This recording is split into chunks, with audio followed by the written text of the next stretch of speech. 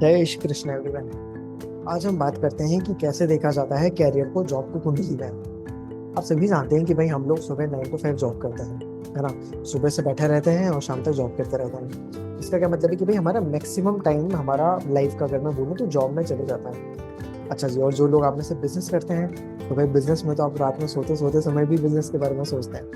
तो आप सभी जानते हैं कि भाई जॉब एक इम्पोर्टेंट फैक्टर होता है हमारी पूरी लाइफ में।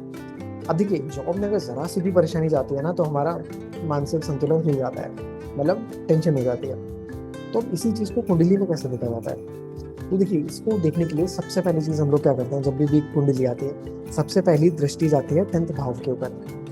10th भाव हमारा कर्म भाव भी कहलाता है, कि भाई हम लोग जितने भी प्रकार के कर्म करते हैं वो हमारा 10th भाव से देखा जाता है। अब देखिए, जॉब भी एक प्रकार का कर्म ही है। अब कोई भी काम करना है वो कर्म है, तो आपका जॉब भी एक प्रकार का करना, समझ रहे हैं आप? अच्छा जी, अब 10th हाउस में हम क्या देखेंगे? 10th हाउस में देखा जाता है सबसे पहली चीज कि भाई कौन सी राशि पड़ रही है 10th हाउस में। अब भाई 1 नंबर से लेकर के 12 नंबर तक आपकी 12 प्रकार की राशियां होती हैं। कौन सी राशि है जो आपके 10th हाउस में बनी, उस राशि का क्या स्वभाव है। फॉर एग्जाम्पल जैसे मान लेते हैं कि भाई तत्व तत्व फॉर एग्जाम्पल कौन सा तत्व है आपके 10th हाउस में? क्या वो वायु तत्व है? क्या वो अग्नि तत्व है? क्या वो जल तत्व है? क्या वो पृथ्वी तत्व है? उसका प्रभाव पड़ेगा आपकी कैरियर पर। अच्छा जी, सेकंड चीज, आपके 10th हाउस में कौन सा ग्रह बैठा हुआ है? अब भाई आपको पता है कि भाई 9 ग्रह होते हैं हमारी कुंडली में। 9 ग्रह में से कौन सा ग्रह है जो आपके 10th हाउस में आकर के बैठा हुआ है? आप सोचिए कि परमात्मा ने वही ग्रह क्यों दिया आपको 10th हाउस में, वो और भी तो कोई दे सकते हैं ना, मतलब।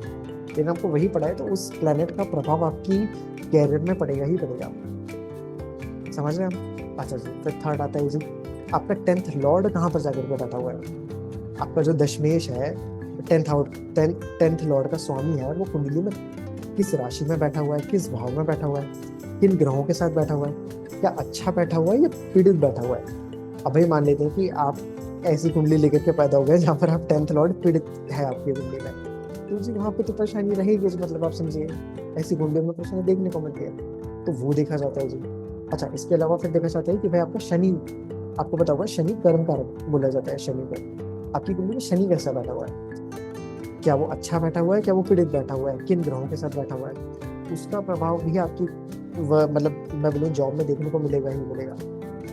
समझ रहे हैं? तो ये तो चलिए मोटे मोटे 3 से 4 फैक्टर्स हुए, और ये सिर्फ अगर मैं लगन कुंडली की बात कर रहा हूँ। ऐसे ही चंद्र कुंडली भी देखी जाती है। अच्छा, इसके अलावा अलग अलग वर्ग कुंडलियां भी होती हैं जहाँ पे हम कैरियर को देखते हैं।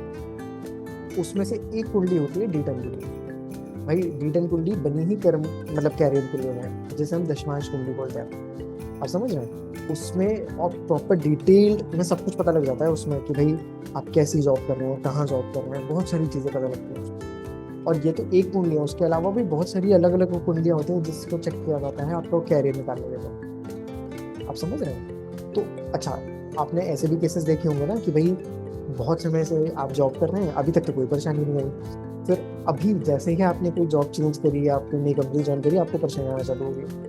तो उसको कैसे देखते हैं जी? उसके लिए फिर हम लोग दशा पे जाते हैं। दशा अंतर्दशा चेक करते हैं कि भाई अभी एट प्रेजेंट आपकी कौन सी दशा चल रही है, क्या वो आपके कैरियर को पीड़ित कर रही है या आप मतलब सपोर्ट कर रही है। समझ रहे हैं? उसको देखा जाता है जी। अच्छा, इसके अलावा एक और चीज होती है गोचर, कि भाई एट प्रेजेंट आपकी कुंडली में ब्रह्मांड में ग्रह जहाँ पे मूव कर रहे हैं वो आपकी कुंडली में क्या प्रभाव दे रहे हैं, क्या वो आपको सपोर्ट कर रहे हैं या अपोज कर रहे हैं। आप समझ पा रहे हैं? इन सब चीजों को क्लब करके देखा जाता है कि भाई अभी आपके साथ क्या चल रहा है जॉब में। तो और हाँ, ये तो बहुत छोटी सी चीजें हैं, इसके अलावा भी बहुत सारी डिटेल में एनालिसिस किया जाता है। तो आई होप कि ये इन्फॉर्मेशन आपको अच्छी लगी होगी, कुछ नई चीज़ सीखने को मिली होगी। और बताइए जी आपको ये वीडियो कैसा लगा, और क्या समझ में आया क्या नहीं समझ में आया, बिल्कुल बताइए। कमेंट सेक्शन में आप लोग लिख सकते हैं। और अगर ये वीडियो आप लोगों को अच्छा लगा हो तो इस चैनल को सब्सक्राइब करिए। मिलते हैं जी हम लोग नेक्स्ट वीडियो में। जय श्री कृष्ण।